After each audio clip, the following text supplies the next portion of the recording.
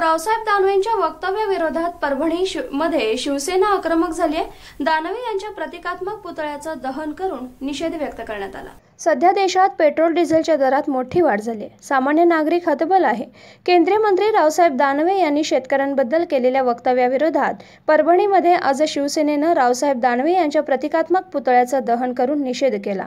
यावेळी रावसाहेब दानवे आणि केंद्र सरकार विरोधात जोरदार घोषणाबाजी देखील करण्यात आली। डिझेल आणि पेट्रोलचे वाढलेले दर त्वरित मागेत घेण्यात यावे अशी मागणी देखील यावेळी आंदोलकांकडून करण्यात आली आहे। अध्यक्ष हे माझे कार्यकर्ते आहेत सगळे। आम्ही एक केंद्र शासनाचा निश्चित करतो। हो, ते स्वतःच्या जीवावर आता काही बी हे करायले केंद्र शासन। शेतकऱ्याचं किती हाल येतं। शेतकऱ्याच्या मालाला भाव नाही, काहीच नाही। कांद्याला भाव नाही, कांद्याला भाव आला की ते म्हणतंय आम्ही काय करायला लागला। इतकं बेकार बोलते तर हे की भरतेच सत्तेनं माजून गेलेत, माजून। आणि हे डब्र जे आहे शब्दाने याचा धिक्कार करतो आम्ही, धिक्कार।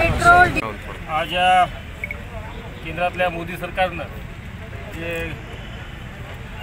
पेट्रोल आणि डिझेल दरवाढीमध्ये हे गेल्या 2 महिन्यात एका महिन्यामध्ये 10 रुपयाची वाढ केली। सतत 6 महिन्यापासून वाढ देत आहेत। या वाढीबद्दल आज शिवसेनेनं पूर्ण महाराष्ट्रामध्ये एक आंदोलन म्हणून आज परभणीमध्ये आम्ही आज केलेलं आहे। निश्चितच पेट्रोल दरवाढीमुळे जनसामान्याला फार मोठा आर्थिक फटका बसतो। आपण पाहत असाल तर भाववाढीमध्ये सगळ्यात मोठं कोणतं कारण असेल तर हे डिझेल व पेट्रोल वाढीमुळे होते। कारण की दळणवळणाच्या गोष्टी महागल्यामुळं जनसामान्याला ज्या छोट्या छोट्या वस्तू घ्याव्या लागतात त्यासुद्धा महागल्या जातात। निश्चितच जनतेच्यामध्ये फार फरक पडली आहे। आम्ही या दरवाढीचा यावेळेस धिक्कार करतो, निषेध करतो।